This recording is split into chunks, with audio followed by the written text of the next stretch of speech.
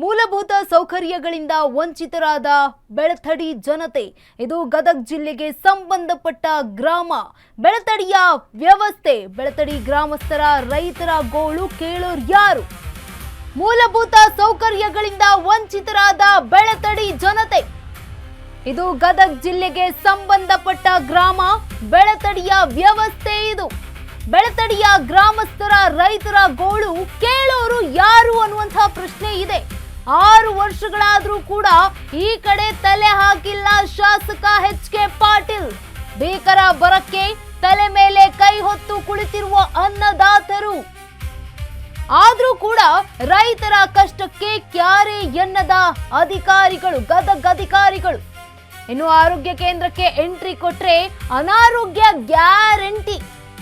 ಕುಡಿಯೋ ನೀರಿನ ಜೊತೆಗೆ ಚರಂಡಿ ನೀರು ಕೂಡ ಮಿಕ್ಸ್ ಆಗಿ ಬರುತ್ತೆ. ನಮಗೆ ನೀರು ಸಿಗದೆ ಇರೋದಕ್ಕೆ ಕಾರಣ ಎಚ್.ಕೆ. ಪಾಟೀಲ್ ಅಂತ ಆರೋಪವನ್ನ ಕೂಡ ಮಾಡಿದ್ದಾರೆ ಗ್ರಾಮಸ್ಥರು.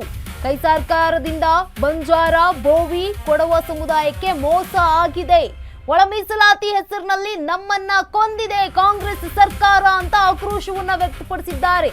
ಇಂದಿನ ತಹಶೀಲ್ದಾರ್ ಡಿಸಿ ಮುಖವನ್ನೇ ನೋಡಿಲ್ಲ ಅಂತಿದ್ದಾರೆ ಇಲ್ಲಿನ ಜನತೆ.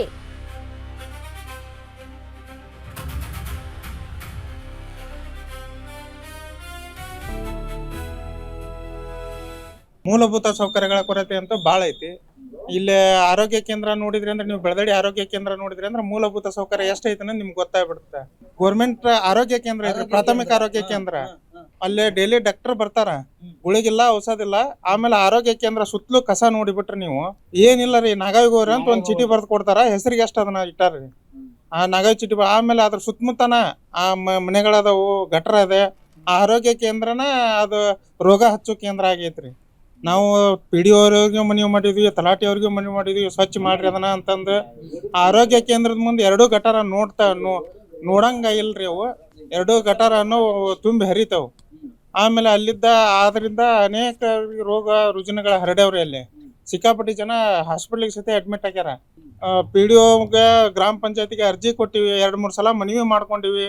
ಮೌಖಿಕವಾಗಿ ಅರ್ಜಿ ಕೊಟ್ಟಿವಿ, ಅಲ್ಲ ಲೇಖನದ ಮೂಲಕ ಅರ್ಜಿ ಕೊಟ್ಟಿವಿ. ಆದ್ರೆ ಅವ್ರು ಯಾರು ತಲೆ ಕೆಡ್ಸ್ಕೊಂಡಿಲ್ಲ. ಮೂಲಭೂತ ಸೌಕರ್ಯಗಳಂತೂ ನಮ್ಮ ಊರಾಗ ಹೇಳ್ತೀನಲ್ರಿ ನಾನು, 1 ದಿನ ಗಟ್ರ ಅಂತೂ ಸ್ವಚ್ಛ ಮಾಡೋದಿಲ್ಲ. ನಮ್ಮ ಕಷ್ಟ ನೋಡ್ರಿ. ಇಲ್ಲಿ ನಾವು ಮೊದ್ಲ ಒಳ ಮೀಸಲಾತಿ ಒಳಗೆ ನಾವೇನು ಮಾಡಿದ್ವಿ, ಮೊದ್ಲ SC ಅಂತೇಳಿ ಒಂದು ಕ್ಯಾಟಗರಿ ಇತ್ತು, ಎಲ್ಲ ಒಂದೇ ಇತ್ತು.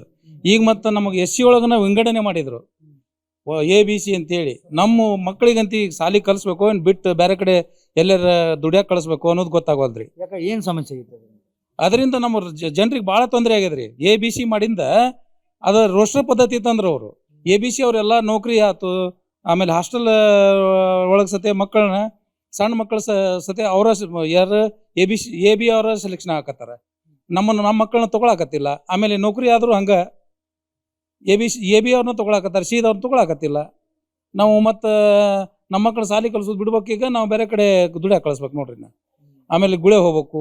ಇಲ್ಲ ಈಗ ರೈತರು ನೋಡ್ರಿ, ಈಗ ನೋಡ್ತಾರೆ ಏನಂತ, ಬೆಳೆ ಬರಲಿಲ್ಲ, ಮಳೆ ಬರಲಿಲ್ಲ ಅಂದ್ರೆ ಎಲ್ಲರೂ ಹೋಗಿ ಉರ್ಲು ಹಾಕೊಂಡು ಸಾಯ್ತಾರೆ ಹೊಲ್ದಾಗ.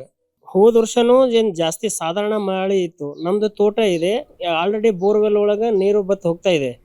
ಅದರಲ್ಲಿ ಬೇರೆ ಈಗ ನಮಗೆ ಬೆಳೆ ಪೂರ ಇಷ್ಟು ಜಾಸ್ತಿ ಮಳೆನೇ ಇಲ್ಲ. ನಮ್ಮ ಕಡೆ ಗುಡ್ಡಗಾಡು ಪ್ರದೇಶ, ನಾವು ಮಸಾರಿ ಹೊಲ ಜಾಸ್ತಿ ಮಾಡ್ತಿರೋದು. ಅದರಿಂದ ಹಳ್ಳ ಕೊಳ್ಳಗಳೆಲ್ಲ ತುಂಬಿದ್ರೆ ಮಾತ್ರ ನಮಗೆ ರೈತರಿಗೆ ಅನುಕೂಲ ಆಗುತ್ತೆ. ಈಗ ಬರಗಾಲ ಪರಿಸ್ಥಿತಿ ಒಳಗೆ ನಮ್ಮಿಲ್ಲೇ ಸದ್ಯ ಇರುವ ಶಾಸಕರು ಬಂದು ಯಾವತ್ತೂ ಹೇಗಿದ್ದೀರಾ ಏನಂತೇಳಿ ನೋಡೇ ಇಲ್ಲ. ನಮ್ಮನ್ನು ಬಿಡ್ರಿ, ಬೇರೆ ಯಾವುದೇ ರೈತರಿಗೂ ಬಂದು ವಿಚಾರ ಮಾಡಿಲ್ಲ ಅವರು ಇವತ್ತು ಮಟನು. ಹಾಗೆ ನಾವು ಏನು ಮಾಡ್ತಾ ಇದ್ದೀವಿ, ಇಷ್ಟು ದಿನ ನಮ್ದು ಹೆಂಗೋ ಜೀವನ ಸಾಗ್ತಾ ಇತ್ತು.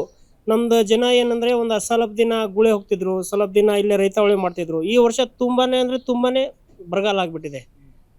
ಪ್ರಾಬ್ಲಮ್ ಏನಂದರೆ, ಅನ್ನಲಿಂದ ಹಿಡಿದು ಯಾವುದೇ ವಸ್ತು ತೊಗೊಂಡ್ರು ಕಾಸ್ಟ್ಲಿ ಆಗಿಬಿಟ್ಟಿದೆ. ಇವಾಗ ದುಡ್ಡು ಇಲ್ಲಂದರೆ ಯಾವುದೇ ಜೀವನ ನಡೆಯೋಂಗಿಲ್ಲ. ಆ ಮೆಟ್ಟಿಗೆ ಹೋಗ್ತಾ ಇದೆ.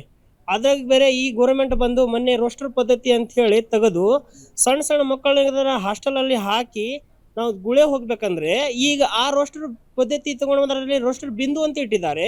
ನಮಗೆ C ಕ್ಯಾಟಗರಿ ಒಳಗೆ, ಅದರಲ್ಲಿ C ಕ್ಯಾಟಗರಿ ಒಳಗೆ ರೋಸ್ಟರ್ ಬಿಂದು ತಂದಿದ್ದಾರೆ.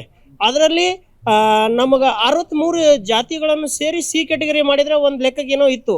ಆ 4% 4.5% ಕೊಡ್ತೀವಿ ಅಂತ ಹೇಳಿ ನಮಗೆ ಇವಾಗ ಜೀವಂತ ಸಾಯಿ ಹೊಡೆದಿದಂಗೆ ಮಾಡಿಬಿಟ್ಟಿದ್ದಾರೆ ಸರ್.